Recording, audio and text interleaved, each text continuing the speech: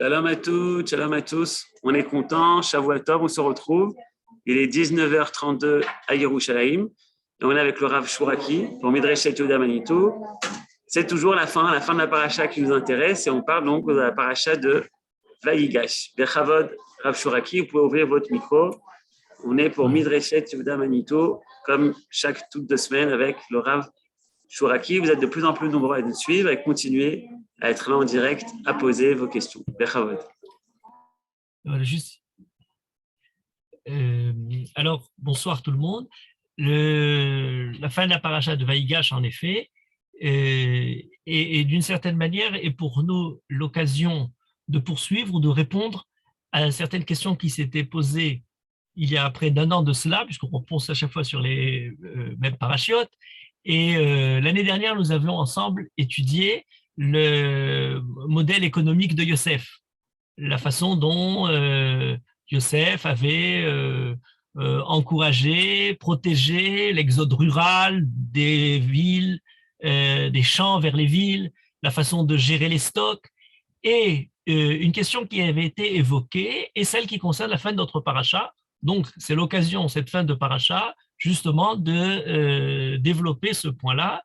C'était à propos du rapport de Yosef et des Égyptiens en ce qui concerne l'impôt qui a été pris par Yosef, prélevé par Yosef, et le rapport aux personnes, puisqu'on aurait l'impression, et certains ont voulu développer les derniers psukim de notre paracha, où il n'y a pas simplement un impôt sur les biens, mais il y a aussi les personnes qui se seraient vendues à Yosef, qui les auraient en fait achetées en esclaves, et certains vont jusqu'à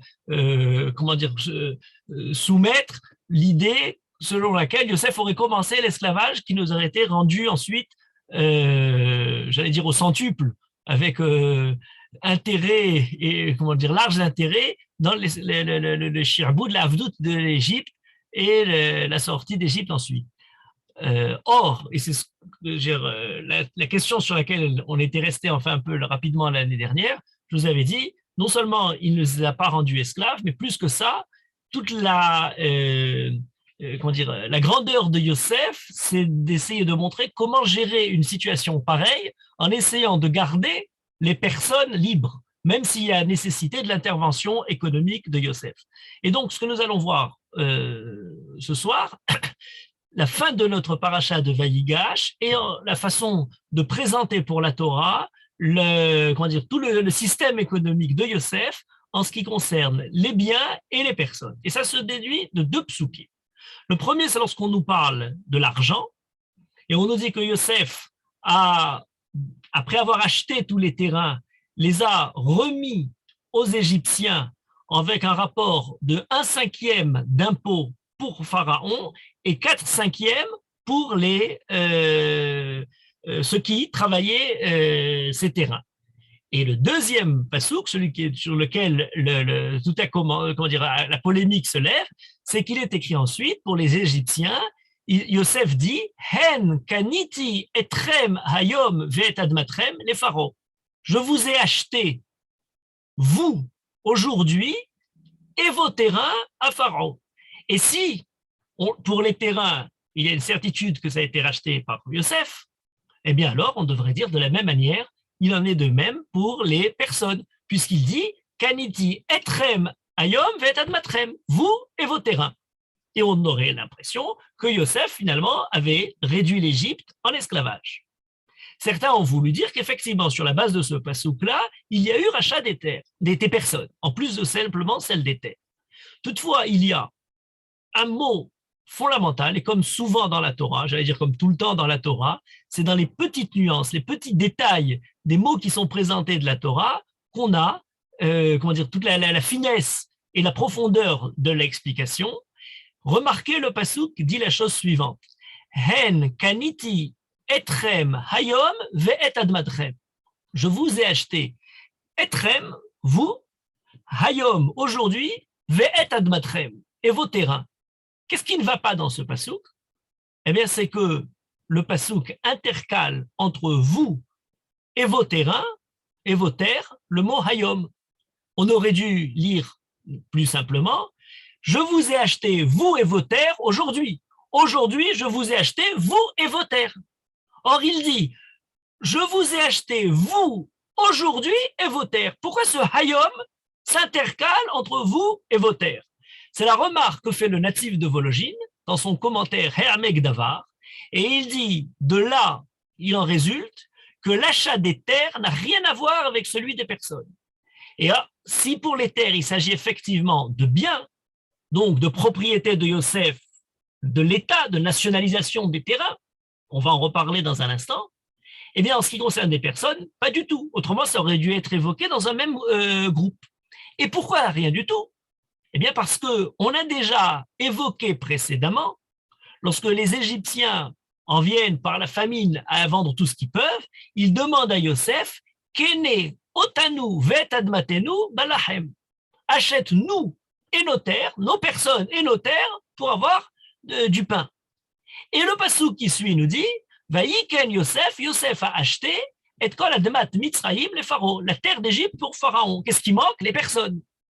De là, déduisent nos chachamim, il a acheté les terrains, mais pas les personnes. Ce qui d'ailleurs n'est pas simplement une déduction dans le détail de l'écriture des psukim de la Torah, mais c'est aussi quelque chose qui tombe sous le sens pour la raison très simple que si jamais tous les terrains appartenaient à Yosef et toutes les personnes sont elles-mêmes dans la servitude de Yosef, eh bien il n'y a plus de rapport d'impôt dans lequel Yosef prélève 1/5 pour Pharaon et 4/5 pour les personnes, pour eux-mêmes. On ne donne pas 4/5 à ceux qui sont eux-mêmes serviteurs. L'idée même d'impôt, l'idée même selon laquelle les personnes bénéficient du fruit de leur travail au 4/5 par rapport à 1/5, ne peut être pensée qu'à partir du moment où il y a des personnes indépendantes qui ont une propriété individuelle et dans laquelle on a la possibilité, par leur travail, d'obtenir des résultats, même si la terre ne leur appartient plus. Celui qui d'ailleurs explique ça de manière très longue, c'est le Ramban, Nachmani, dans son commentaire sur ce passage-là, où il dit « Yosef n'a pas acheté les personnes ». Et justement, par ce détail entre Kaniti et Trem, Vet Admatrem, il dit c'est parce que le fait d'avoir acheté les personnes, ce qu'il a payé aux personnes n'a rien à voir avec la terre. Pour la terre, c'est une propriété, alors que pour les personnes, c'est quelque chose de beaucoup plus intéressant. C'est la volonté pour Yosef que la terre continue, malgré cette année de famine, malgré le fait que les populations se déplacent pour aller vers les villes, pour quitter ce secteur totalement en perte qu'est l'agriculture, eh bien que sur le long terme, à Adama, Lotesham, la terre ne reste pas totalement abandonnée. Il faut encourager malgré tout le travail de la terre. Et c'est pour cette raison-là que Yosef, en fait, essaye de les lier à ce travail-là en les obligeant par leur travail à donner l'impôt de 1/5 et garder 4/5. Et le Ramban d'ailleurs ajoute en disant, il y a dans les textes du Talmud un rapport de ce qu'on appelle le haris, celui qui est dans une relation de travail d'un champ qui ne lui appartient pas, où on donne généralement 1/5 à celui qui travaille et 4/5 au propriétaire. Le 1/5, c'est son salaire.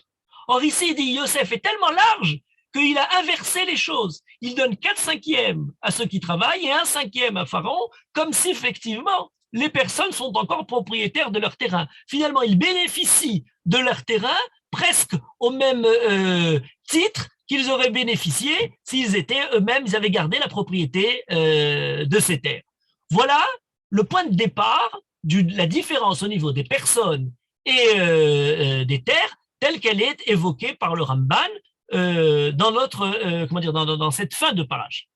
Mais ce qui est important pour nous, c'est d'ouvrir une réflexion générale sur ce que fait Yosef, ou sur, je dirais, le grand débat de l'économie, en particulier de l'économie, disons, du XXe siècle a longuement, s'est développé, suite d'ailleurs aux mêmes périodes, après j'allais dire que l'époque de Yosef, pas vraiment la famine, mais la Grande Dépression 1929, les années 30, on a quelque chose d'essentiel qui apparaît par peut-être le plus grand économiste du XXe siècle, Keynes, qui évoque l'idée de réfléchir différemment à la macroéconomie relativement à la microéconomie. Macro et micro ne sont pas régis selon les mêmes règles. Il y a des règles différentes.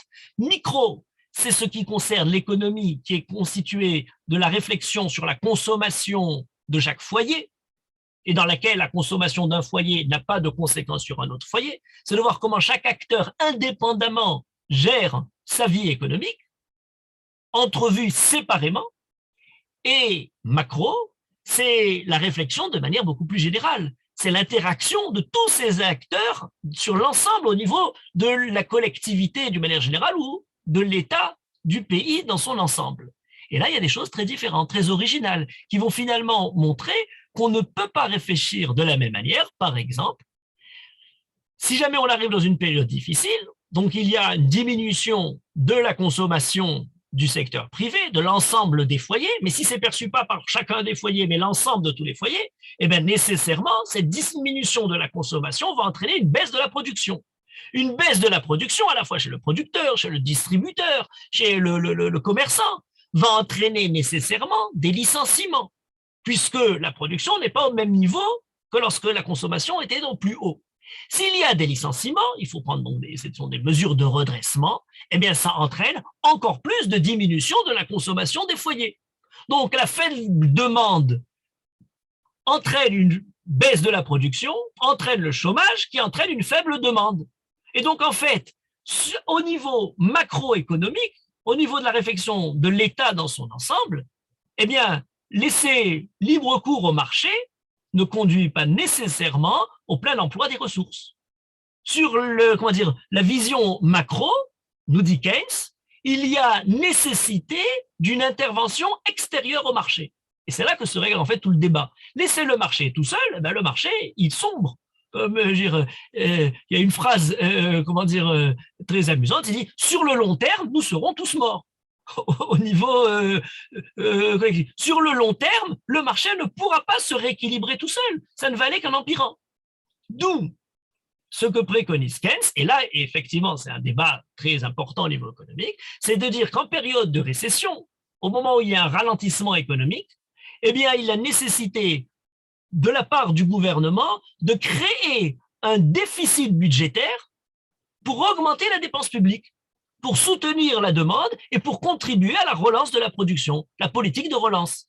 Mais en fait, cette politique de relance est contre, a priori, la réflexion immédiate, puisque là, on semblerait être à perte. Mais non, il n'y aura aucun équilibre des marchés tout seul s'il n'y a pas l'intervention de l'État. Et là, effectivement, on peut débattre longuement, est-ce que cette intervention, jusqu'à quel point, quelle est la mesure de cette intervention de l'État? Pourquoi ça ne marchera pas tout seul? Pour plusieurs raisons. D'abord, si on continue malgré tout à garder le rapport entre les acteurs économiques individuels et l'ensemble de la production du pays, eh bien, l'acteur économique qui peut peut-être faire certains bénéfices encore, parfois particulièrement dans des périodes difficiles, eh bien, le revenu gagné n'est pas forcément réinvesti sur le marché. Il peut être conservé sous forme de liquidité. Il peut être investi sur d'autres marchés plus bénéfiques. Il peut être complètement exporté à l'étranger. Donc, on ne peut pas compter simplement sur les acteurs économiques et la main d'Adam Smith qui va finalement rééquilibrer tous ces marchés. Il faut de la part de l'État créer de la relance à travers l'investissement sur le marché qui va finalement être payant. Deuxième point, c'est la possibilité de connaître vraiment jusqu'au bout la connaissance réelle des marchés, la prévision. La prévision est peut-être une prévision pessimiste, peut-être optimiste, on ne peut pas véritablement compter réellement jusqu'au bout sur la connaissance réelle de la demande. Et là, il y a quelque chose d'intéressant, c'est de dire est-ce qu'effectivement on connaît jusqu'au bout ce que, les différents acteurs économiques lorsqu'on regarde de manière collective par rapport à ce qui se passe de manière micro. Il y a une métaphore très intéressante, la métaphore du concours de beauté. Si vous préférez la métaphore du concours, il y a ceux qui sont abonnés au service philatélique d'Israël reçoivent chaque année à la fin de l'année un questionnaire pour élire le timbre plébiscité de l'année. Alors, on doit donner de 1 à 10 les 10 timbres qui sont les plus beaux et selon lesquels celui qui aura réussi à approcher de plus près la liste exacte de l'ensemble de ceux qui ont voté, eh bien, vont finalement avoir gagné un certain prix, puisqu'il aura réussi à déterminer le timbre qui gagnera. Mais en prenant l'image, cet exemple-là, Keynes dit, mais pas du tout. On ne choisit pas, suivant son goût, du timbre qu'on trouve le plus beau. On choisit en fonction de ce qu'on pense que les autres trouvent comme timbre très beau, puisqu'on voudrait donner les timbres qui vont être plébiscités. Mais les autres aussi ne choisissent pas en fonction de ce qu'ils trouvent eux-mêmes très très beau. Ils ont choisi en fonction de ce qu'ils pensent, que les autres pensent, que les autres pensent, que les autres pensent, etc. On n'en sort plus. Il y a quelque chose d'auto-référent dans toutes les prévisions de ce que vont... c'est le problème de la bourse. On ne choisit pas ce qui va réellement ou pas réellement être bénéfique ou avoir des différents gains ou à perte. Au contraire, on choisit en fonction de ce qu'on imagine que les autres vont choisir. Et donc, de cette façon-là, on n'a pas de certitude de coller à la réalité. On colle jusqu'à quelque chose d'imaginaire et finalement, ça devient quelque chose de totalement abstrait. L'année dernière, quand on parlait de ce sujet dans un autre façon, un autre chapitre, je dirais, de l'approche de l'économie, eh bien, on était arrivé à ce que l'argent était l'une des choses les plus abstraites qui puissent être et pas du tout quelque chose d'aussi, le côté matériel dans son côté, le Homer. Il y avait quelque chose au niveau de la confiance, au niveau de beaucoup d'éléments. Alors, voilà, je dirais des données rapides, assez, très, très premières pour réfléchir sur l'affaire de Yosef. Et alors, à cette image, reprenons le problème de Yosef. Yosef est dans une période qui, a priori, est une période de prospérité, les 7 premières années, où on a, de la part du gouvernement, l'économie de la récolte, qui est d'ailleurs une nécessité qui est faite par l'intervention du gouvernement. Compter sur chacun indépendamment, ce serait laisser cours à des pertes, le gâchis de toutes ces années prospères. On sait très bien que dans des situations difficiles, et pas simplement pour la famine, mais pour beaucoup de situations, impossibilité de résoudre la crise à l'état micro, c'est-à-dire de compter sur chacun. Certains vont compter, mais on a besoin d'une vision macro, générale. Très bien. Et qu'est-ce qui se passe quand on arrive à la période de récession, la famine arrive, eh bien, il faut une politique de relance. La politique de relance, c'est justement disperser les récoltes pour pouvoir permettre et presque obliger, d'une certaine manière, les Égyptiens à continuer malgré tout, malgré presque le côté un peu de perte, puisqu'il n'y a pas grand-chose à cultiver, puisqu'il ne reste pas grand-chose et les résultats ne sont pas formidables pour l'instant, à continuer à travailler dans cette activité-là. Et Yosef, lorsqu'on nous parle de c'est Kaniti etrem, c'est-à-dire je vais obliger les Égyptiens. Alors, j'avais en recours l'année dernière, on avait parlé de l'exode rural. C'est vrai, l'exode rural nous fait passer au 3e secteur, les services, les petits commerces, petites entreprises, etc. Et peut-être plus aujourd'hui. Mais en tout cas, on a quitté le secteur agricole, mais il faut quand même pas tout perdre. L'Égypte n'est pas quand même destinée à tout abandonner. Et donc, il faut malgré tout les accrocher. Ah, problème majeur dans le débat économique du XXe siècle, contre Keynes, eh bien, c'est qu'à partir du moment où il y a intervention de l'État, et ça a été noté déjà dans les années 40, Frédéric Hayek, autre prix Nobel d'économie, écrit un livre qui s'appelle « La route de la servitude ». La route de la servitude nous dit la chose suivante, l'intervention de l'État, ça paraît très bien, mais c'est une pente dangereuse vers le totalitarisme. C'est à partir du moment où l'État, justement, se permet d'envisager, de relancer, etc., eh bien, on a connu différentes sortes de planification, qu'elles soient communistes, avec tout ce qu'on a connu, qu'elles soient, j'allais dire, d'autant plus, encore plus horribles, dans le côté nazi. On oublie toujours que dans le national-socialisme, il n'y a pas que national, il y a aussi socialisme. Et dans le côté socialisme, il y a cet aspect des choses, je veux dire, le totalitarisme, pas simplement tel qu'on l'a connu dans l'horreur de la Shoah, mais aussi dans une conception totalement erronée, selon Hayek, de cette idée planificatrice. Et donc, on est vers la servitude. Alors, est-ce qu'on aurait comme autre choix que le côté totalement libéral ou alors le côté cette servitude? Et voilà Yosef qui apparaît. Et Yosef est très intéressant parce que dans ce débat, il nous dit quelque chose d'important.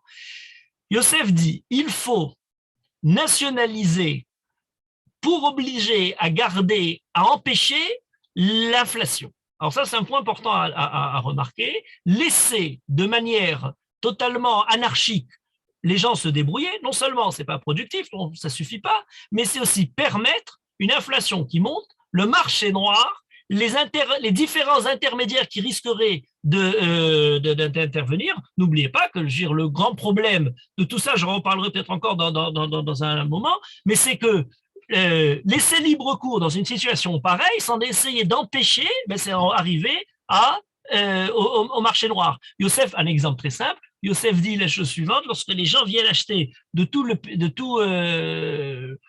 la région pour amener, il dit qu'ils ne rentrent pas avec 2 ânes. C'est dans le Midrash. On nous donne quelques mesures qui ont été prises par Youssef. Pourquoi 2 ânes? Parce qu'il y a un âne qui a besoin pour leurs besoins à eux, mais qui n'utilise pas le deuxième âne pour essayer de faire monter les prix. On va acheter ici en Égypte au prix de base, mais on va pouvoir le revendre ailleurs. On leur dira: vous n'avez pas voyagé, et on fait sur ça des intérêts. Donc, Youssef essaye d'empêcher d'une certaine mesure, et j'avais développé ça plus longuement l'année dernière. Mais lorsqu'il s'agit de l'esclavage, la servitude, eh bien, Youssef n'achète pas les personnes. Justement, dans cette liberté contre la survie, Youssef essaye d'entrevoir la survie tout en ne perdant pas la liberté. Et ça, c'est quelque chose de très important pour nous, parce que c'est là-dessus qu'on va, j'allais dire qu'on allait avoir le système de référence pour essayer de réfléchir dans la Torah de manière positive à la façon dont la Torah, justement, essaye de nous donner quelque chose. Alors, je reviens un peu en arrière à quelque chose d'important. Dans le système socialiste, on l'a connu en Israël dans les années de récession, d'austérité, la politique d'austérité, rationnement ou autre. Alors, le système socialiste a quelque chose de très simple. Il nous dit, puisqu'on est dans un système de récession, il faut maintenant rationner. Il faut maintenant donner à chacun des bons et en fonction de ça, recevoir une certaine quantité qui sera équivalente pour tout le monde, pauvres, riches. Ah oui, mais c'est la base du marché noir. La base du marché noir, c'est que justement, chacun, on va revendre les bons. On l'a bien connu en Israël dans les années 50, dans les années 60. Ceux qui pouvaient encore subsister avec moins ou de familles nombreuses revendent les bons à ceux qui ont plus de moyens, ou alors après on a le même système avec des gens de l'étranger, et voilà, les Égyptiens risqueraient de développer le marché noir. Deuxième possibilité, le capitalisme, qui nous dit laisser les forces sur le marché, libre cours au marché. On l'a déjà évoqué, c'est pas suffisant. Un pasouk très étonnant de Yosef. Alors, on commence à étudier les psukim eux-mêmes. Vailaket Yosef et kol hakesef hanimtza be'eretz Mitzrayim u'be'eretz Kenaan b'shever asherem shoverim. Yosef a rassemblé tout l'argent qui était en Égypte et en Eretz Kenaan, en Eretz Kenaan, b'shever asherem shoverim, avec la moisson qu'ils étaient en train d'apporter. On va l'expliquer dans un instant. Et ensuite, on nous dit, l'argent a été complètement perdu, il ne reste plus d'argent, Yosef a tout récupéré, l'argent Mitzrayim ou Beretz Kenan. Très bien, comment l'argent est récupéré? Il est récupéré d'un seul coup ou il est récupéré en petits morceaux? Alors ça, c'est étonnant. Le Tour, dans son commentaire, il y a 2 commentaires du Tour sur la Torah, Rabbi Yaakov Baal HaTurim. Il a un commentaire Aror et un commentaire Katsar. Le commentaire Katsar, tout le monde le connaît parce que c'est un commentaire où il y a beaucoup de gématriot, de parpéraot, etc. Mais il a un commentaire Aror plus long qui est un commentaire qui rentre dans le détail comme d'autres commentaires plus longuement. Et dans son commentaire, il parle de ce sujet en disant la chose suivante. Comment ça s'est passé? Alors, il dit au niveau du Pshat, Vaïtom à Kesef, eh bien, il s'est terminé l'argent, mais pas dans un seul moment, puisqu'il y avait certains qui avaient plus d'argent, et le temps qu'ils finissent d'acheter tout ce qu'ils avaient comme possession pour acheter ce qui leur restait, eh bien, ça s'est terminé bien après. Les pauvres, qui avaient peu d'argent, peu de moyens, ont quasiment tout racheté, il ne leur restait plus rien. C'est peut-être d'ailleurs les premiers à demander à se vendre pour pouvoir continuer à manger, alors que ceux qui étaient plus riches, eh bien, ça a pris plus de temps. Donc, Vaïtom à Kesef, au niveau du Pshat, nous dit Rabbi Yaakov Baal HaTurim, ça c'est pas fait d'une seule fois, ça dans un seul coup. Vaïtom, après que même les plus riches ont fini de racheter avec leur argent, qui était plus conséquent que celui des pauvres, la récolte qu'ils pouvaient utiliser. Mais, nous dit Rabbi Yaakov Baal HaTurim, ça ne suffit pas, ça c'est le pshat. Mais dans le Midrash, on a un Midrash très étonnant. Et le Midrash ne dit pas du tout. Vaïtom à Kesef Meretz Mitzrayim, l'argent s'est terminé à un seul moment, d'un seul coup. Pourquoi? Eh bien parce que Yosef, alors, je donne 2 versions de ce Midrash. Lui, il en mène une, mais il y en a une deuxième dans le Midrash Tanhuma. Le Midrash Tanhuma, édité par Bouber, ce qu'on appelle le Tanhuma Ayashan, qui ramène cette version. et qui dit la chose suivante. Alors, il y a deux versions. Première version, Yosef a le roi HaKodesh. Le roi HaKodesh, c'est que Yosef sait, de façon, par intervention divine, par la névoie, ce qui est la propriété de chacun. Et donc, nous dit le Midrash, Yosef a vendu aux riches à un prix qui était pour sa richesse et aux pauvres au prix qui est valable. C'est-à-dire, il y a une intervention de l'État, mais avec des prix dégressifs en fonction de chacun. Il n'y a pas une aide qui devient universelle ou une aide qui est vis-à-vis des plus pauvres, mais il y a un prix qui est différent en fonction de ce que chacun. Pas chacun suivant, Yosef sait ce qu'il a, et en fonction de ce qu'il a, eh bien finalement, les pauvres ont payé très peu, et donc finalement, ça s'est fait dans ce seul, la fin de l'argent des pauvres et la fin de l'argent des riches s'est trouvée au même moment. Bon. Deuxième position, celle du Midrash Tanhuma, à peu près le même principe, simplement, Yosef ne sait pas, alors là, c'est pas en fonction d'une connaissance infuse par la névoie, mais lorsque quelqu'un vient chez Yosef pour acheter de la récolte, eh bien, il devait amener avec lui tout un dossier remplir sur les besoins qu'il a de sa maison. Et en fonction de ses besoins, Yosef a fait payer un prix différent, de façon à ce que dont les besoins sont plus grands puissent payer quelque chose qui soit plus à leur niveau. Le Midrash Tanhuma ou le Midrash rapporté par le tout sont deux Midrash. Est-ce qu'il a payé en fonction des besoins de chacun? Est-ce que chacun a payé en fonction de ses revenus? Quoi qu'il en soit, d'une façon ou d'une autre, voilà la première mesure évoquée par le Midrash qui nous dit que Yosef n'a pas distribué des bons, mais Yosef a créé un prix. Alors aujourd'hui, il y a un problème pour est-ce qu'il y a des aliments qui de façon universelle, le pain, des denrées de base, qui seraient avec un Mechir Achid. Eh bien, la position sociale de Yosef, c'est exactement l'inverse. Justement, pas de Mechir Achid. Un prix subventionné pour les plus pauvres. Pas quelque chose d'universel, mais différentiel. Bon, suite de cet élément-là, je disais tout à l'heure, Bachever Hacherem Shoverim.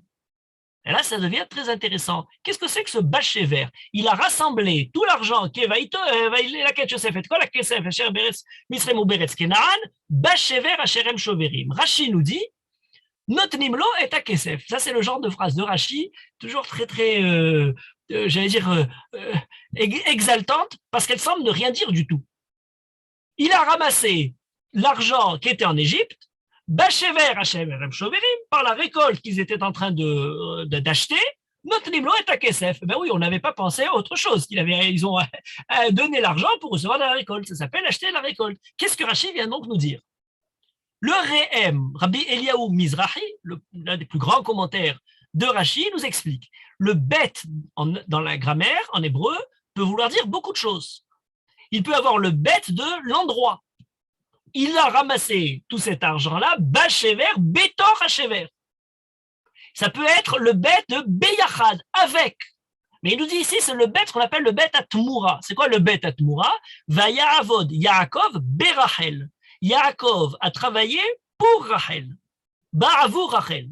Il a pris tout l'argent, Ba'avour Hachever Hacherem Shoverim. Ça veut dire quoi, Ba'avour Hachever Hacherem Shoverim?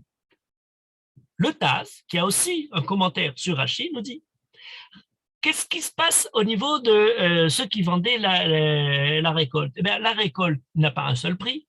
Elle a un prix au début de l'année de famine, et puis plus le temps passe, le prix est en train de monter. Il y a de moins en moins de récoltes, et de moins en moins de récoltes, donc moins en moins, le prix commence à monter. Non seulement le prix commence à monter, mais le prix, au contraire, c'est là qu'on commence à faire des affaires.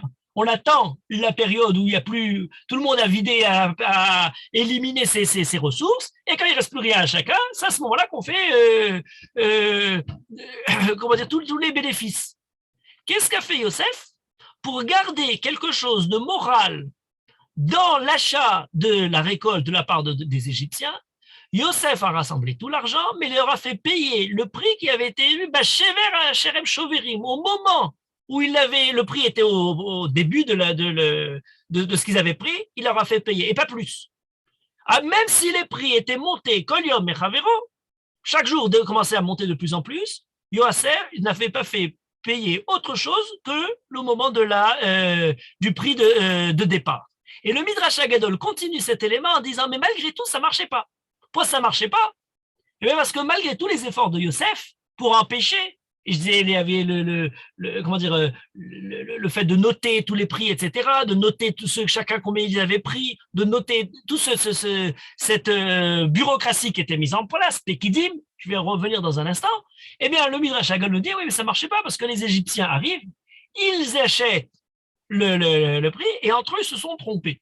Pourquoi ils se sont trompés? Parce que quelqu'un dit, mais combien ça coûtait aujourd'hui? Il lui dit, ça coûtait 8 slarim, alors qu'il n'avait acheté qu'à 6 slarim, et de cette façon-là, il a gagné en faisant des bénéfices. C'est-à-dire que malgré tout, malgré l'effort de Yosef de continuer, Bachever, Hacherem, Choverim, de faire payer le prix de départ et non pas le prix qui monte en fonction des cours, les Égyptiens ont malgré tout, j'allais dire, détourné cette politique pour de manière individuelle continuer à faire monter les prix. Et s'il y a eu exploitation ou débordement du point de vue des prix, c'est à la faute des Égyptiens qu'il faut l'attribuer. Ce sur quoi il reste encore un point important. Et ce point important est, alors l'année dernière je l'avais évoqué sous un aspect des choses, il convient de l'évoquer sous un autre aspect, c'est cet exode rural. Yosef les déplace parce que l'économie agraire, l'économie des champs n'est plus du tout le secteur qui est en vogue pour l'Égypte et qui probablement, on n'avait pas imaginé qu'il y ait la famine, mais malgré tout, il y a problème. Et donc, il passe dans les villes. Mais il y a encore un point important. Yosef rachète les terrains. Et là, il y a un rapport dans tout le livre de Bereshit vis-à-vis de la propriété foncière. Ça, c'est quelque chose de très important. J'allais dire, il faudrait lire tout le livre de Bereshit dans cet aspect des choses, puisqu'il y a presque 2 options qui sont proposées le long du livre de Bereshit. Celui qui, par le fait de travailler la terre, pense avoir par là propriété sur la terre, et celui qui dit que la terre ne lui a été donnée par Akadosh Baruch Hu et n'est pas pour lui une propriété absolue, mais c'est simplement un dépôt. Le premier, le symbole même de cela, c'est Caïn. Caïn, alors là, bon, je l'avais parlé dans d'autres occasions très longuement. Caïn, Kaniti Ish, c'est pas simplement Kaniti Ish, dit par Chava vis-à-vis de Adam Arishon, mais c'est celui, par le fait de travailler la terre, se sent, d'ailleurs le mot de Baal pour parler de la terre, c'est pas simplement Baal à Karka, Baal, on parlait de la pluie, qui est Boel pour parler d'une relation de ce qui arrose, ce qui va faire fructifier la terre. Mais Baal, c'est aussi le fait de travailler la Avod et à Adama, ou la Avod et à Baal, c'est travailler la terre, mais à force de se pencher vers la terre pour la travailler, eh bien finalement, on a l'impression qu'on en est soi-même devenu le maître, celui à qui ça appartient. Dans un deuxième développement, un deuxième Gilgoul, j'allais dire, de Caïn, eh bien c'est les gens de Sodome, qui justement sont rapprochés de l'Égypte. Donc là, il y a quelque chose d'important à creuser. Lorsque Lot se sépare d'Abraham, Vayar et Kol Kikar à Yarden, Kichula Mashke, et il dit la phrase suivante, Lifne Shachet, etc., et la fin du passage, Kegan Hashem, Keeret Mitzrayim. Kegan Hashem, Keeret Mitzrayim, aux yeux de Lot, l'abondance de Sodome lui rappelle l'abondance de l'Égypte, abreuvée par le Nil, et qui pour lui est le rappel mythique dont on lui a parlé, qu'on a raconté, qu'on s'est transmis de père en fils, du Gan Hashem, du paradis dans lequel on était, où c'était merveilleux, on n'avait qu'à tendre la main et cueillir les fruits des arbres. L'Égypte est un peu semblable, Veshkita Beraglecha et Gan Hayarak. Voilà 2 étapes dans cette propriété, Caïn ou les gens de Sodome. Dans les deux cas, cette propriété presque absolue ou ce sentiment de propriété est totalement nocif vis-à-vis des hommes. Pour Caïn, jusqu'à tuer son frère, le pasteur, celui qui est justement en mouvement, qui n'a pas de propriété, pour les gens de Sodome, eh bien, le sentiment de propriété qui fait justement le dégoût de tous les étrangers, de tous les gens qui sont les pauvres, les voyageurs. Et n'oubliez pas que c'est dans notre même paracha où on nous parle de l'Égypte, qui Toravat Mitzrayim kol roetzon. Quand on est propriétaire, quand la terre nous appartient, eh bien, tous ceux qui sont là justement en mouvement, qui n'ont pas de terre, sont relégués au second rang. Suite à la guerre de Sodome, Abraham lutte, ramène Lot, etc. Qu'est-ce que dit Abraham? Connaît Shamaim, Hachem connaît Shamaim Vaaretz. Akadosh Baruch Hu n'est pas simplement une idée spirituelle pour les cieux et les galaxies, c'est une idée qui se trouve dans le monde terrestre, c'est lui le propriétaire. contre d'ailleurs le roi de Sodome. Et ça, c'est très important, qu'il ne conçoit pas justement cette idée-là, que la terre, c'est une propriété. D'ailleurs, il lui dit, tu l'as gagné à la guerre, redonne-nous les personnes et prends Varechush Karlach. Voilà donc le débat Abraham contre le roi de Sodome, contre cette pensée de Lot qui ne comprend mal l'Égypte, continuateur d'une certaine manière, les gens de Sodome de Caïn, se retrouvent aujourd'hui pour l'Égypte. Yosef voit des Égyptiens qui ont ce même sentiment, puisque maintenant il y a une situation difficile. Dans cette situation difficile, on a besoin d'avoir la subsistance. Celui qui est propriétaire des terrains est propriétaire des personnes. Ils ont non seulement Toravat Mitzrayim Kol Roitzon, ceux qui n'ont pas de terrain sont repoussés, sont méprisés, la haine de ces étrangers, mais plus que ça, eh bien, j'allais dire Mida Keneged Mida, Yosef leur fait connaître le statut d'étranger dans leur propre pays. Alors là, on oublie l'année dernière, on parlait de l'exode rural. Yosef leur fait connaître le sentiment justement de déraciner à une terre. Ou alors, on a besoin quand même de les garder dans la terre, eh bien de les garder dans une terre en travaillant une terre qui n'est pas la leur. De façon très morale, on disait tout à l'heure les 4/5e, mais en fait de cette façon-là, malgré tout, il commence à sentir le sentiment justement de l'étranger. N'oubliez pas que pour nous, on aura toujours dans l'histoire du peuple juif le sentiment de l'étranger que vous avez connu quand vous étiez étranger en Égypte. C'est comme si dans le pays absolu de la propriété, eh bien, on a justement l'expérience la plus absolue de la perte de la propriété.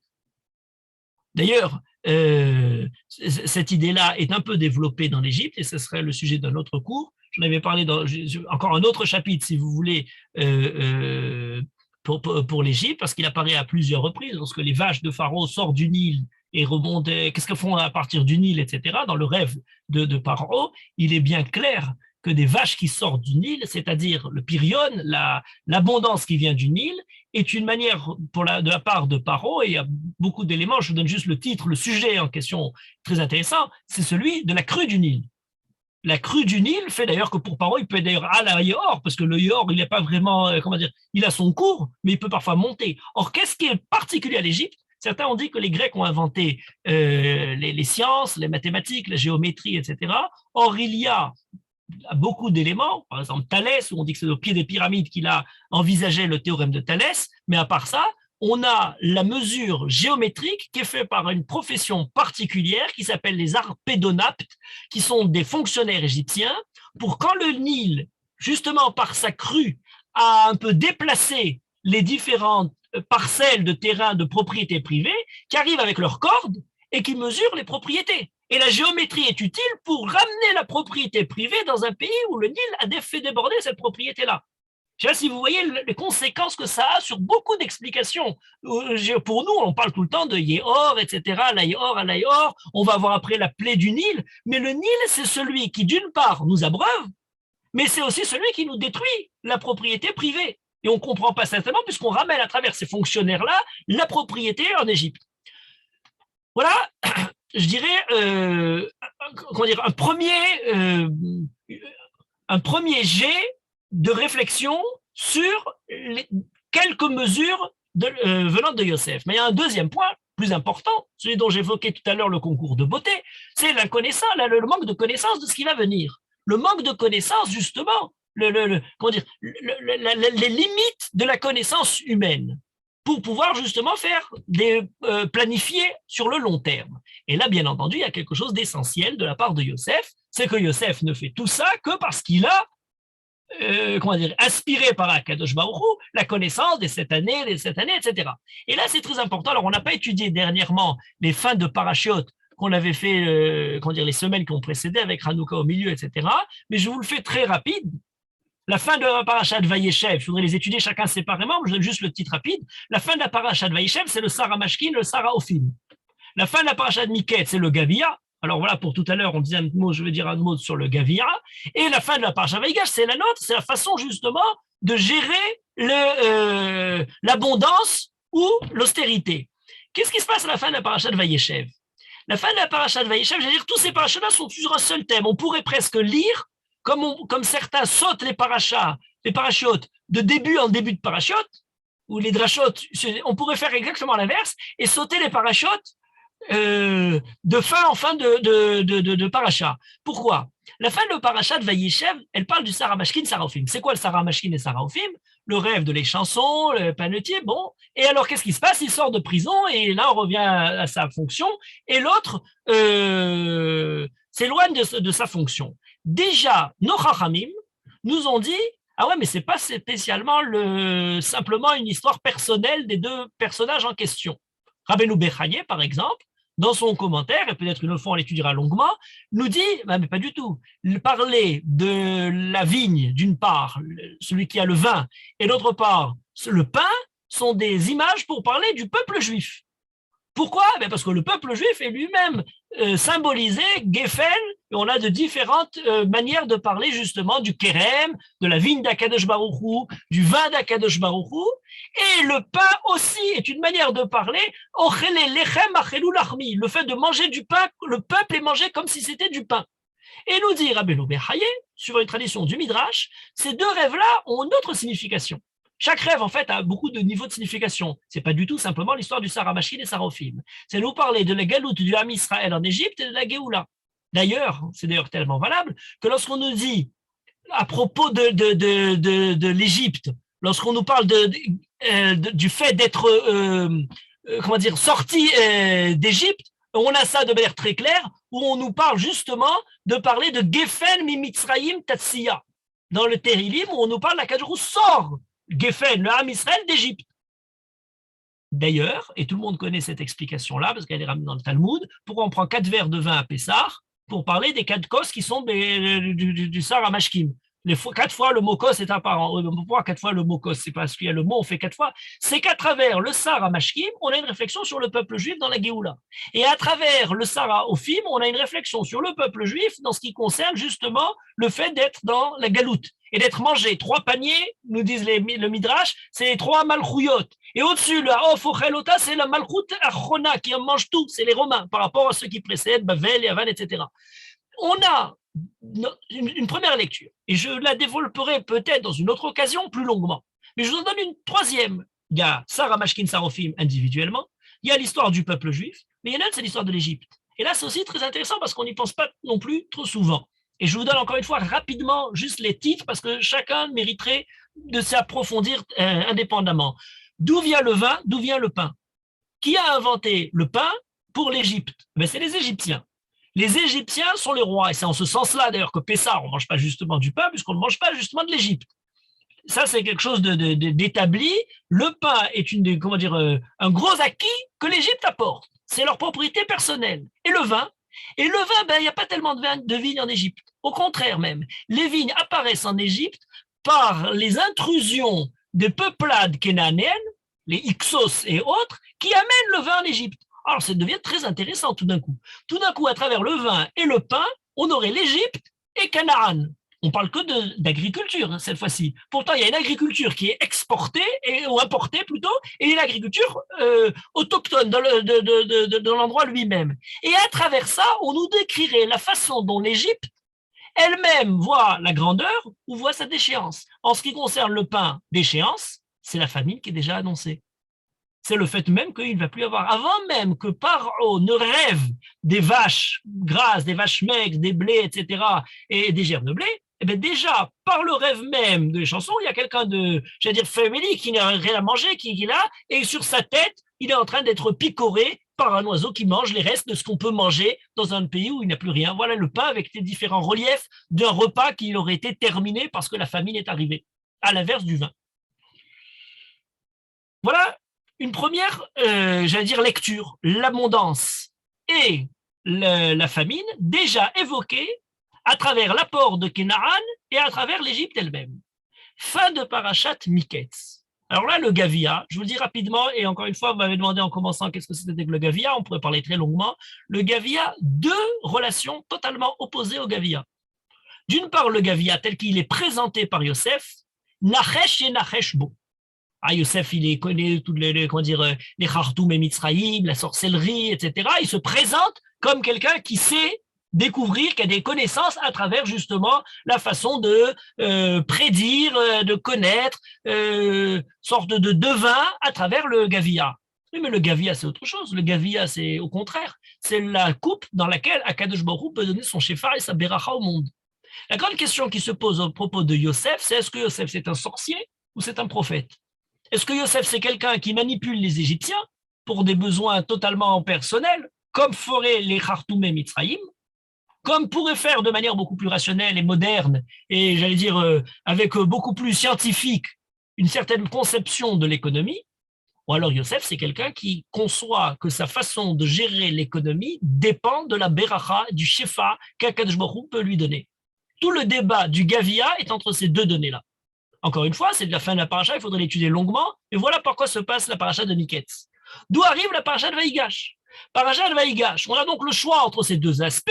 Eh bien, on a là la façon d'accomplir cette beracha à travers le système de Yosef, en ayant un point essentiel, c'est, j'allais dire, l'erreur présente un peu partout. Tout le monde pose la question, comment se fait-il?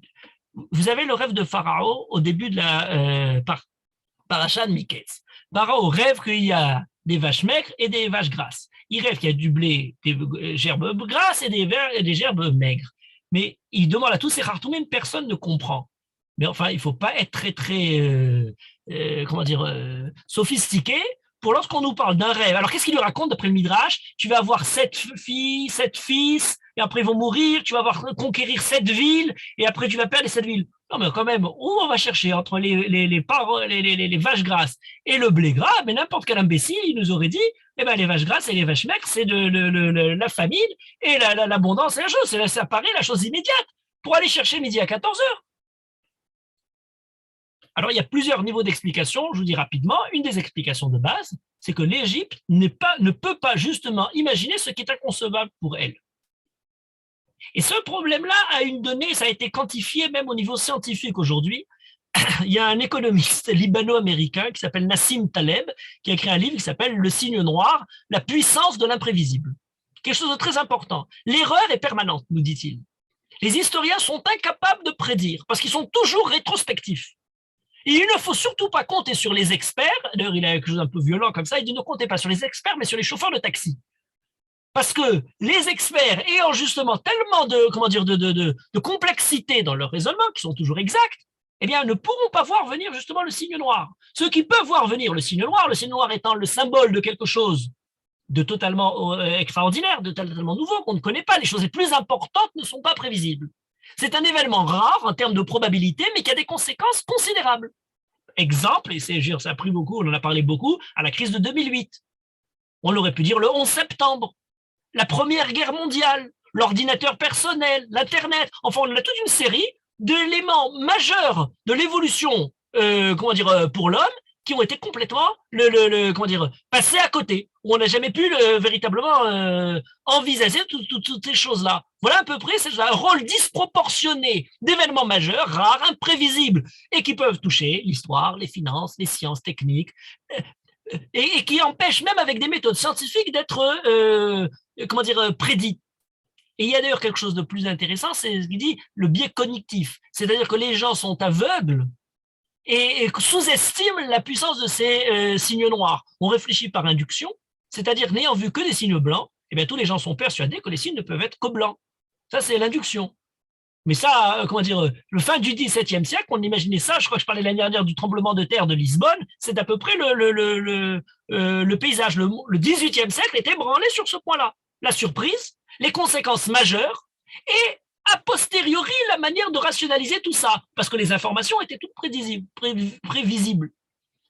Alors, qu'est-ce qui se passe pour l'Égypte? Les sorciers de Pharaon semblent totalement démunis devant ce signe noir et ne comprennent rien dans tout ce qui concerne avec tout le développement de leur science, tout le développement de leur sorcellerie, ça ne marche pas. Et ça n'a pas de différence si c'est fait par la science occulte ou égyptienne telle qu'elle nous est décrite en Égypte, ou si jamais ça a eu tout, les développements de la technologie et des sciences exactes, et bien malgré tout, il y a quelque chose d'essentiel qui est différent de la science de la Torah. Et bien c'est la présence d'Akadosh Baruch Hu. le fait d'intégrer dans l'équation économique, dans la réflexion économique, la révélation d'Akadosh Baruch Hu. Plus, bien sûr, le développement des Chachamim et la façon de Yosef. Je vous donne un exemple très étonnant, vous devez vous en souvenir. Il y a la conférence de Davos tous les ans, où se réunissent tout le gratin mondial de l'économie, des dirigeants, des politiques, etc. À la conférence de Davos de 2007, eh bien, on nous avait prédit que 2008 allait être une année extraordinaire, de développement et d'essor économique incroyable. Il n'y a pas trop de différence entre les Khartoumais Paro qui n'arrivent pas à voir, lorsqu'il y a des vaches qui sortent du Nil ou des blés qui sont maigres, qu'il s'agisse des vaches maigres, ça va être l'année. On n'a pas tellement évolué. 3000 ans du haut de ces pyramides, 3000 ans nous séparent, mais ce n'est pas en défaveur des Égyptiens. C'est notre civilisation si développée qui devrait poser la question. Yosef connaissait par une intervention extérieure. Et cette intervention extérieure exige quelque chose de fondamental.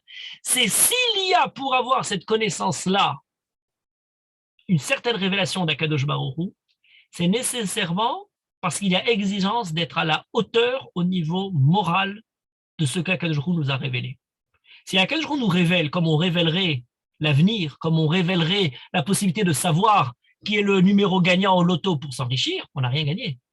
Si Akadosh Baruch Hu révèle, c'est pour mettre l'homme devant un choix selon lequel sa conduite économique sera une conduite où il rendra compte devant Akadosh Baruch Hu.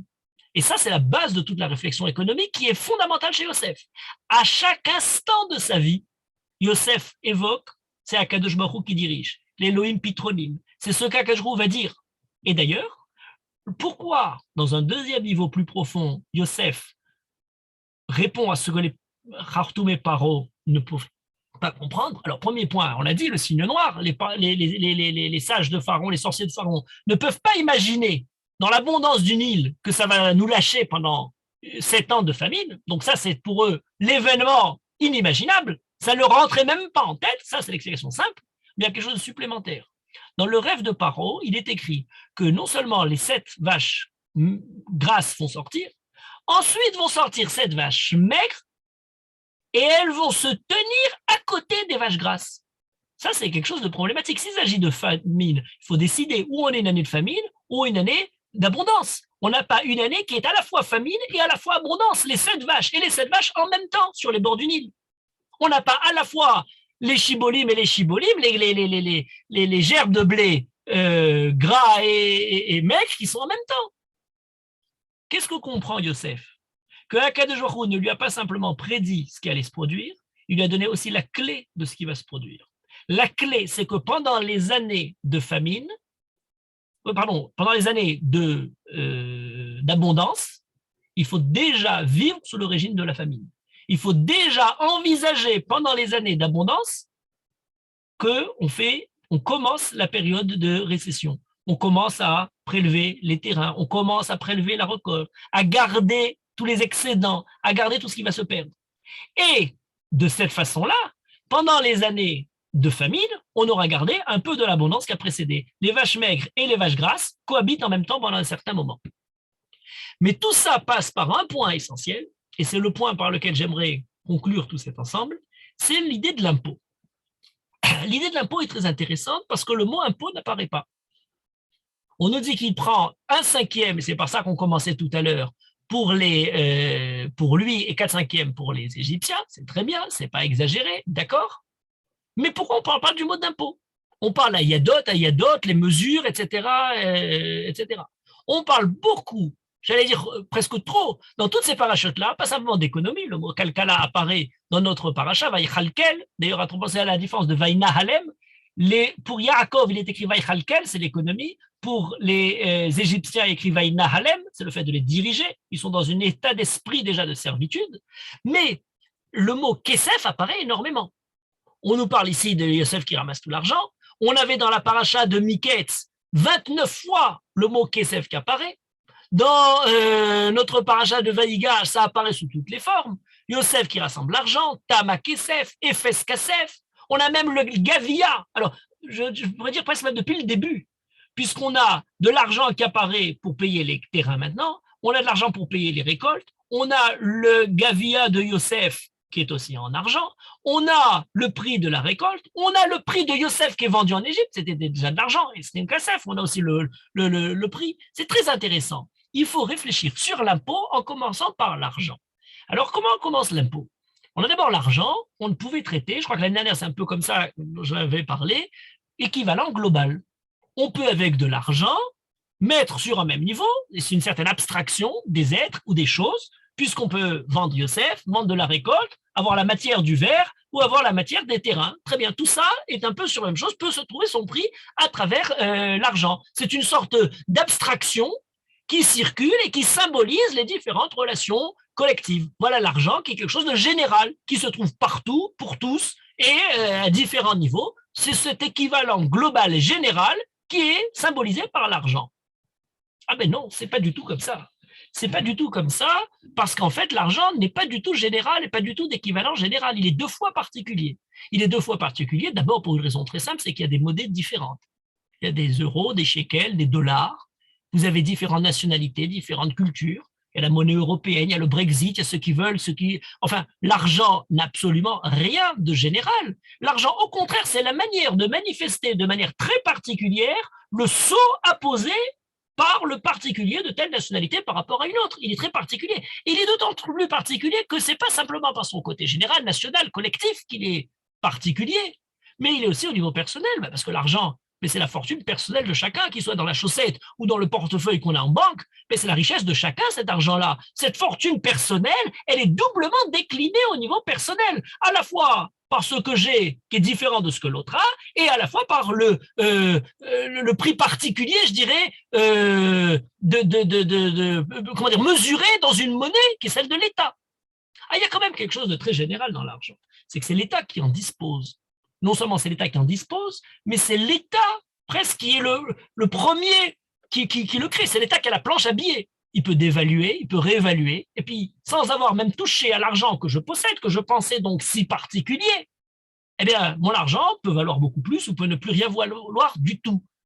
L'argent est à moi, mais est aussi à nous, en tant que nation, est aux citoyens comme il est à l'État. Il est en même temps mon argent propre dans le sens de la propriété, mais il est aussi public, pas nécessairement sale pour autant. Mais en tout cas, il peut passer de ce propre-là à quelque chose de public en même temps. Et c'est là qu'intervient l'impôt. Qu'est-ce que c'est que l'impôt? Eh bien, c'est quand la communauté, la collectivité, l'État reprend une partie de l'argent, puisque ça lui appartient à lui aussi. C'est lui qui, d'une certaine manière, l'a créé, nous a permis d'avoir cet équivalent commun. Donc, je suis détenteur de l'argent? Pas du tout. Je suis dépositaire. Donc, j'ai l'impôt et le dépôt qui sont chez moi. J'ai le dépôt, et alors cette racine-là, on pourra en parler indéfiniment sur le fait de poser. Le dépôt, le déposeur et l'imposeur sont en même temps. Le dépôt, c'est ce qui a été déposé chez moi, et je ne suis pas propriétaire. Et l'impôt, c'est ce qui est imposé. C'est quoi ce qui est imposé? Ce qui est posé à l'intérieur cette fois-ci. Pas déposé, mais ce qui est posé à l'intérieur, c'est-à-dire ce que l'État va pouvoir retirer. Le dépôt, c'est ce qu'Akadosh Baruch Hu nous donne, et l'impôt, c'est la façon dont nous, on rend à Akadosh Baruch Hu, on fait réintégrer cet argent d'une certaine manière à son côté collectif. L'impôt fait rentrer des revenus à l'État, le dépôt, c'est l'État qui le dépose sur les individus. On pourrait dire jusque-là, tout va très bien. Le problème, c'est que dans imposer, il y a encore une autre racine très, très inquiétante.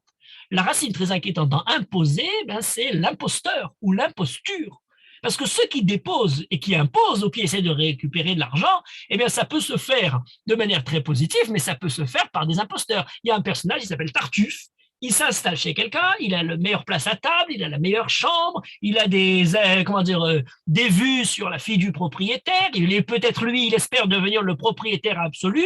Enfin, il se prétend être le véritable héritier, il voudrait, c'est la définition même du parasite. La définition du parasite, c'est celui qui s'impose, mais en tant qu'imposteur. C'est à chair plus large, c'est la mafia qui s'impose par le racket. C'est la violence qui crée l'impôt. Donc, c'est par l'imposture que vous avez l'impôt. Ah bon, mais quand même, je vais quand même pas dire que l'impôt de l'État, c'est de l'imposture. Non, il y a un bon impôt. Le bon impôt provient de la façon de gérer, de réguler par des lois la façon dont l'État, justement, réintègre un peu le dépôt qu'il vous avait laissé. D'ailleurs, dans la Torah, il y a une halakha très intéressante. Ça s'appelle Dina de Malchuta Dina. Et dans Dina de Malchuta Dina, il y a une restriction. On nous dit c'est valable pour le Dina de Malchuta, mais Gazlanuta de Malchuta ou Khamsanuta de Malchuta, l'Avdina. C'est-à-dire, la loi de l'État fait office de loi, mais si c'est une loi qui est Gazlanuta de Malchuta, si par exemple l'État décide de manière injuste à imposer, mettons, de façon totalement imaginaire, les Juifs, comme on l'a fait tout au long des siècles, et de façon totalement différente des autres populations, eh bien, cette loi-là n'est pas une loi qui nous enfreint d'après la halakha. Il n'y a pas de loi de l'État quand l'État se conduit comme un voleur. L'État, on accepte de lui donner le détenteur de la violence légitime, mais légitime quand elle est légiférée par des lois, lorsque cette violence-là est maîtrisée, et pas lorsqu'elle est complètement, perdue, donner le libre cours à tout ça. C'est très intéressant, parce qu'à partir de là, on commence à comprendre un petit peu ce qui se passe chez Yosef. L'État est le dépositaire de l'argent, mais il va créer, c'est ce que fait Yosef, Yafked Pekidim.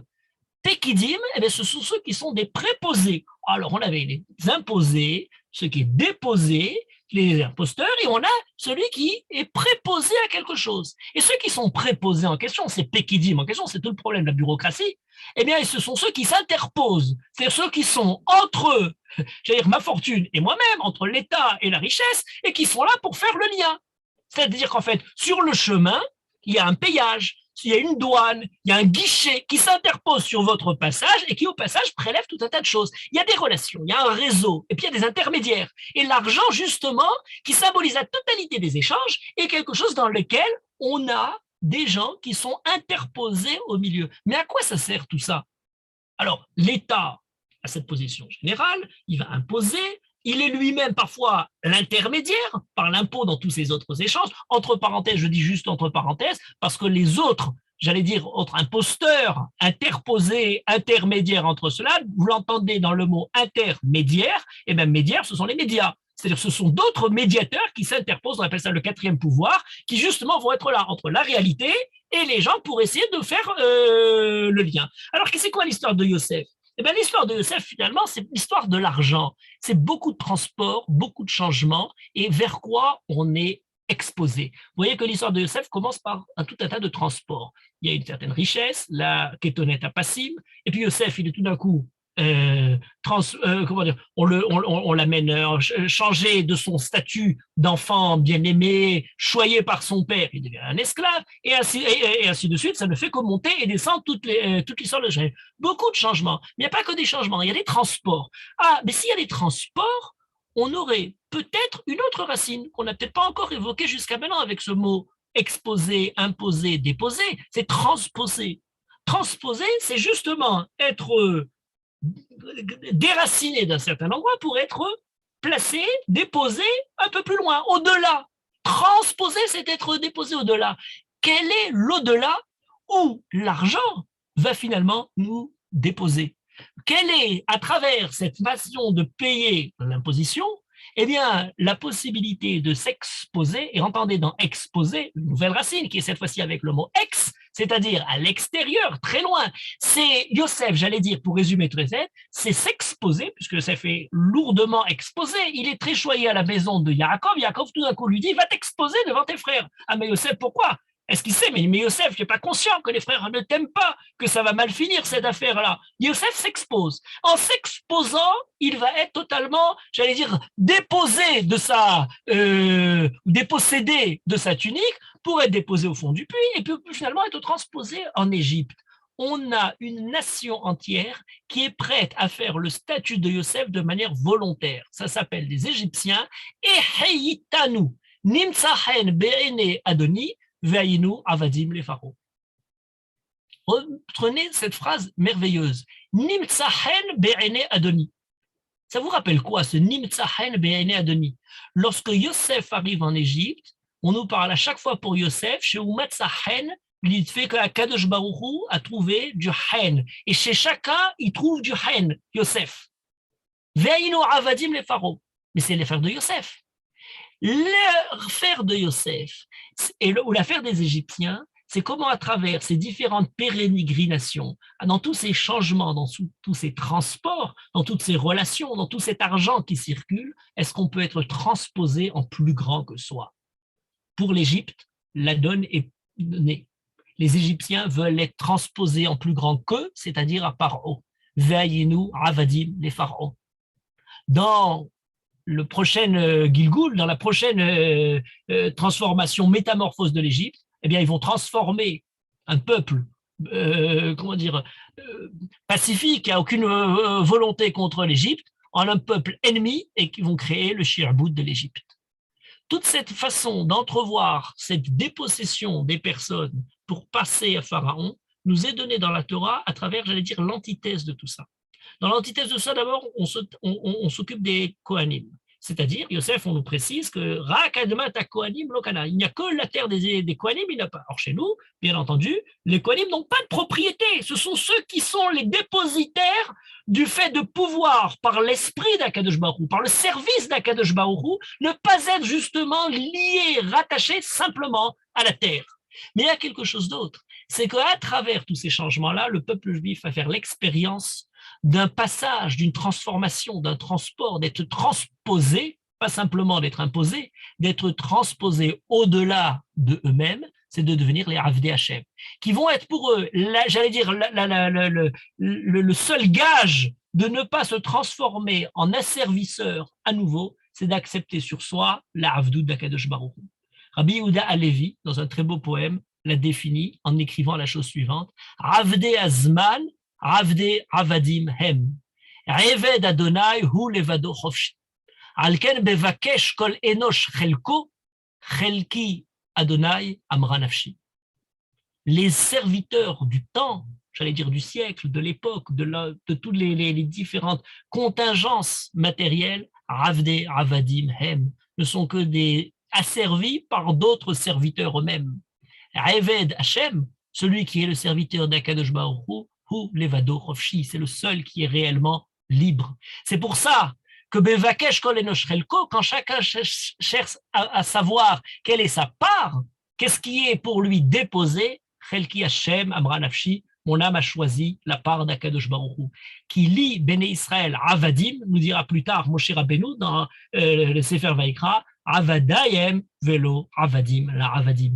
Toute cette affaire de Yosef, à travers l'argent, à travers cette façon d'imposer, de réfléchir, de comment sortir de cette situation de crise, c'est peut-être une façon de préparer la réflexion profonde qui va être la naissance même du peuple juif, comment réfléchir sur la notion d'esclavage. Pas simplement l'esclavage d'un homme par un autre, mais l'esclavage essentiel qui est dans l'âme de l'homme, qui même lorsqu'on a asservi en lui brisant ses chaînes, continue à porter en lui un peu de l'esclavage. Il n'est pas sûr que le peuple juif sorti d'Égypte, étant libéré de la maison de l'esclavage, ne continue pas à porter, à essayer de continuer, à essayer de poursuivre un certain esclavage. Anochi Hashem Elohecha, la première des phrases des Matan Torah, ne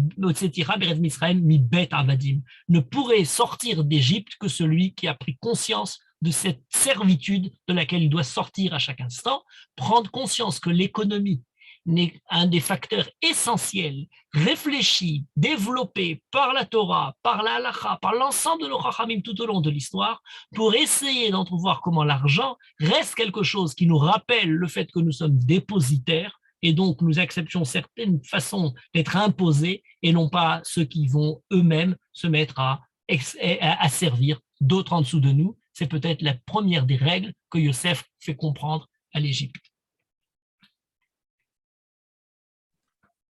Merci Rav Chouraki, merci beaucoup, Shavua Tov Lekoulam. Alors pour vous rappeler que le cours du Rav Chouraki est toutes les 2 semaines avec Midreshet. Et là, je vais activer le micro à tout le monde pour que vous puissiez poser des questions au Rav. Et lui souhaiter bien sûr Shavua Tov à tous. Shavua Tov, Rav. Shavua Tov, Shavua Tov.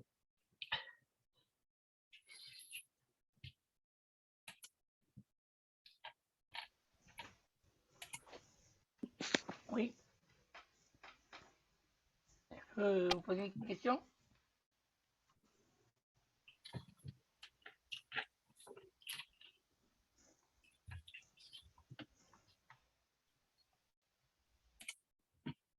Il n'y a pas de questions? Je vous ai activé le micro à tout le monde. Oui, non, je voudrais vous poser une question. Oui, je vous écoute. Oui, J'écoute. oui, d'abord, je vous félicite pour ce cours. C'est la première fois que j'entends un cours aussi. C'est un cours plutôt d'économie politique. Pour moi, je vous félicite. Il y a beaucoup de philosophie aussi dans ce que vous avez dit. Mais il y a une question que je voulais vous poser, c'est concernant Joseph. Lorsqu'il a acquis chez tous les Égyptiens, c'est pas pour lui, c'est pour uniquement on dit les pharaons. Il y a le mot les, donc c'est pas pour lui qu'il a acquis tout ça.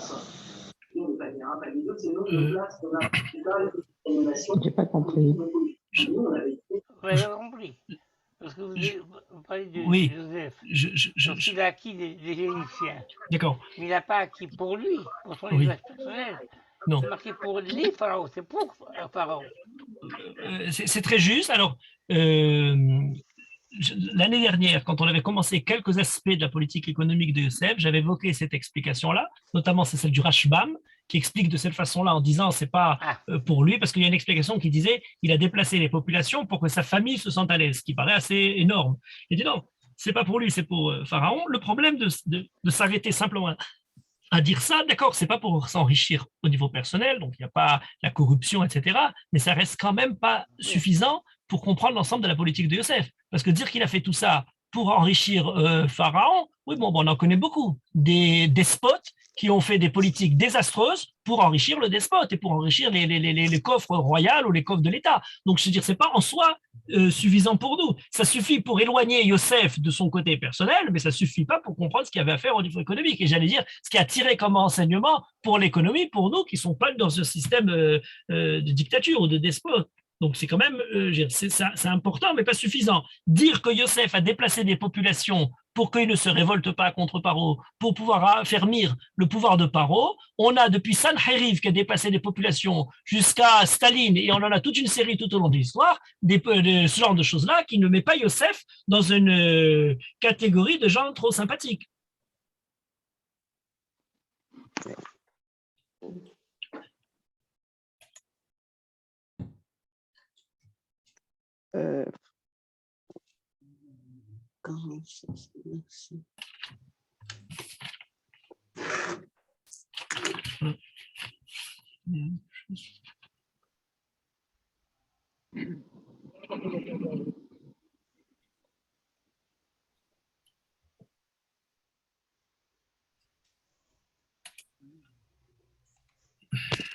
Des autres questions? Je vous ai permis, vous pouvez activer tous vos micros si vous avez une question à poser au Rav, donc n'hésitez pas.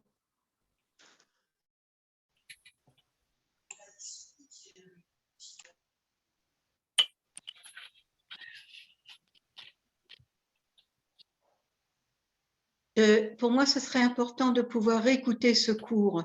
Où est-ce que je pourrais le retrouver? Alors, regardez, le cours, il sera sur la page YouTube lilmod-fr. Est-ce que si vous êtes sur un des groupes WhatsApp, il y aura des liens tous les vendredis avec tous les cours de la semaine, les replays. Vous pouvez nous suivre sur la page YouTube. Le cours du Rav Shuraki, je pense, en quelques jours, il sera mis sur le YouTube de la page Lilmod. Bon, merci. Avec plaisir.